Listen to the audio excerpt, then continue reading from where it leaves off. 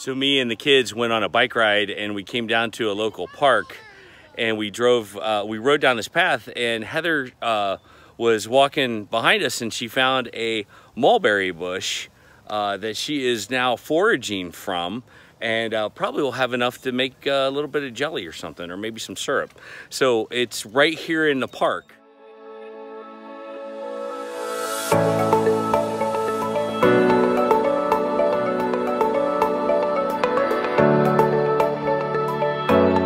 One of the things we're trying to teach our kids is understanding the nature that God created in the world around us. And they are learning how to forage. And this is the middle of the city. This is a park in the middle of Dayton, Ohio. It's called Cleveland Park. And along the edges back here, it looks pretty far and I know you can't see all of it, but along those edges are mulberries and blackberries. And we're gonna forage those.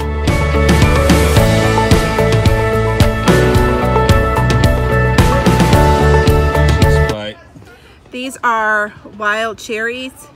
Don't eat them. The seeds have arsenic in them, and especially from what I've been told is when they're not ripe, especially like if they're a little redder like this, they're very bad for you. Don't so eat I mean, those. you could, I guess technically you could if you knew. I would just stay away from them. Yeah, you're gonna poison yourself. Don't eat those. Don't do that. There. So all along the edge of this tree line, there are berries that are gonna be ripe next week, along with black raspberries. And we're coming back to get more mulberries because there'll be more next week. Maybe in the middle of the week, maybe in the beginning.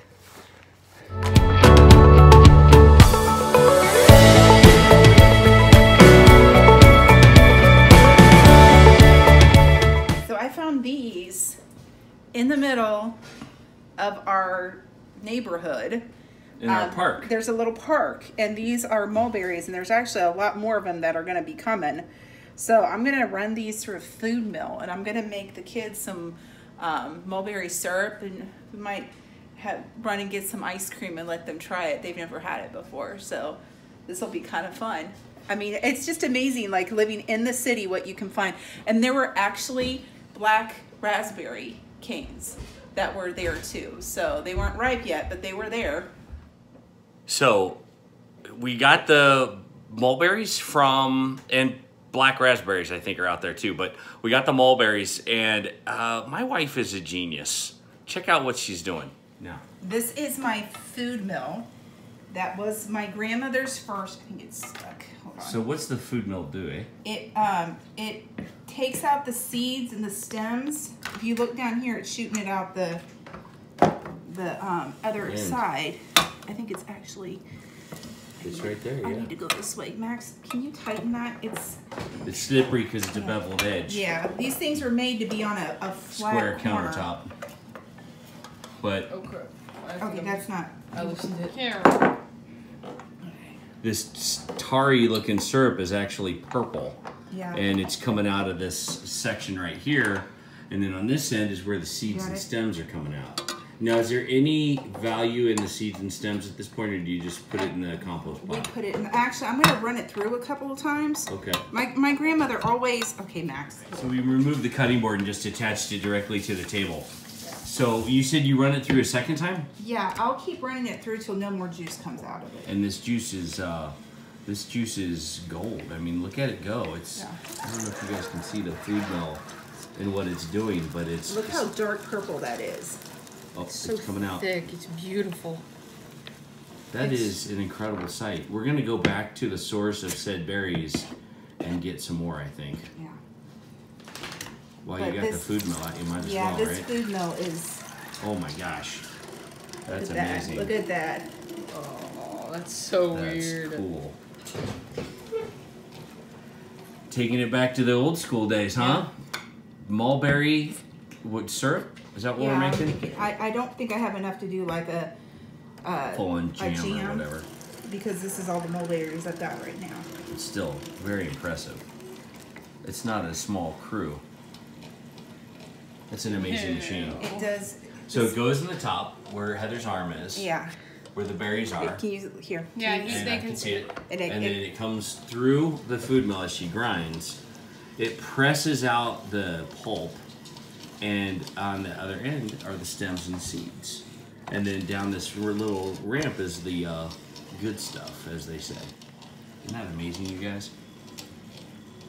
Future food happening right in front of us, and we didn't have to pay for it because we found it Nice at a and free. local park. Yeah. There were Foraging. there were no signs that said we couldn't pick it, so. Do you remember Big Family Homestead having that conversation about ways that you could make food and it not cost a dime that you find around in your environment? This is where knowing what your plants are Comes in handy. comes in handy, because there is black raspberry canes over there. Gina, do you have something to say about it? There are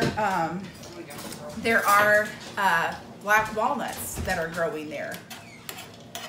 So I forgot. This guy leaks just a little bit. I've got a little bit of.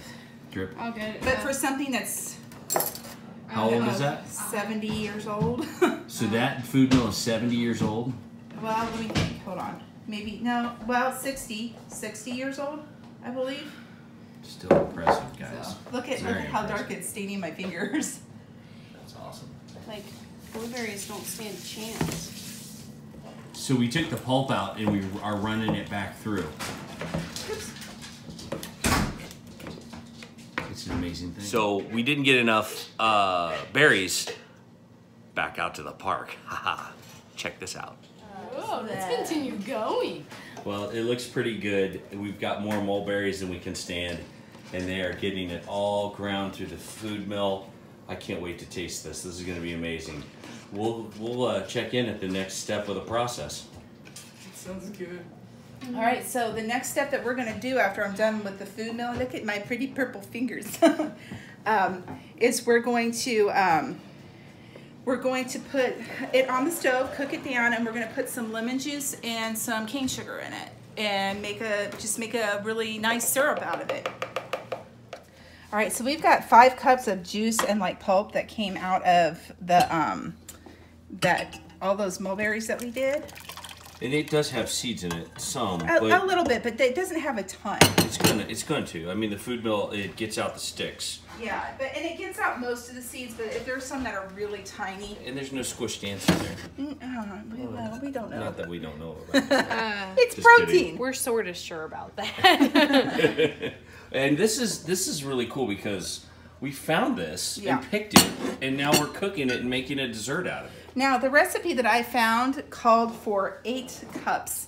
Look at me. Look at me. I'm a mess. I've got it all over me. I'm like the cleanest one out of all of us. Seeing as you don't use syrup a lot, I can understand, and mulberries aren't super duper sweet. Right. But So- how much sugar are you putting in? I think that I'm going to start with 4. Okay. And that's a 2-cup And that's thing, a right? 2-cup thing. I don't think I'm going to do the 8 cups because that's going to be super sweet. Yeah. So, That's a start. yeah. We'll taste it and see how it goes. Yeah. And then we're just going to let that cook down. And then we'll add some lemon juice to it. Awesome. This made a lot more syrup than we thought it did, and look at that. Oh, it tastes so good. Heather's tried it. That's gonna go on some. We're gonna use that for a lot of stuff, aren't we? Yep. That's fine, but this is going to, I'm not going to water bath or pressure can this. Because it'll be going too fast. Yeah, I'm going to just put it in the refrigerator, and the kids can use it on pancakes. They can use it on, you know, I actually thought that they could make their own, like, kind of like Kool-Aid. Oh, and yeah. put like a tablespoon of this in water, maybe. But I mean, you could just drink it. Well, I mean, it'd be really sweet if you just drank it.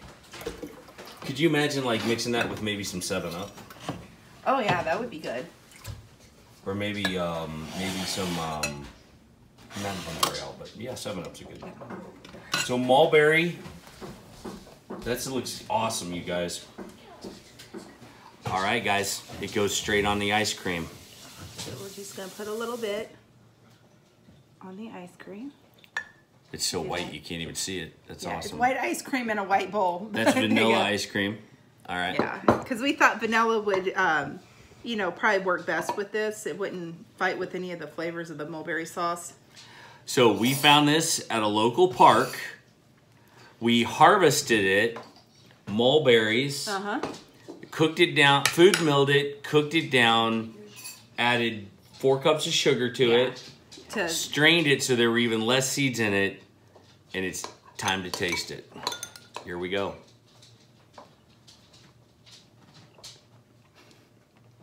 Oh yeah. That is so good. My friends, that's a little piece of heaven. That is so good. And I've never been just a fan of mulberries all by themselves. I could use a little bit more on mine, to be honest with you. I've never been a fan of mulberries just all by themselves, but this is like super good. That's good. Because to me, mulberries don't have a very strong flavor to them. And I kind of like that muted flavor, so.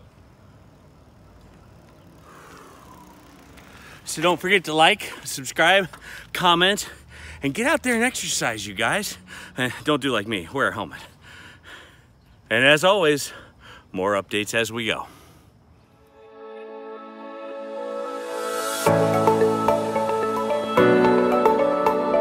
cannot drink it, and you're not allowed to lick the jar anymore. I don't want to drink it. You drink it. This has been one of the best things I have ever made, and I am so proud of myself. Well, out of all of us, because it was free. And I brought it home, I put it through the food mill, and I made this syrup, and everyone is going crazy over this. This stuff is amazing. Katie, what do you think? I think this was a bad idea. Why? Because I want more. 2 scoops of ice cream and some of that sauce was not enough. I want to eat that whole container of ice cream with that whole jar of syrup. And I know that's terrible for me. Max, what do you think? It was like Just really just good. It was pretty good. The vanilla ice cream. Said that.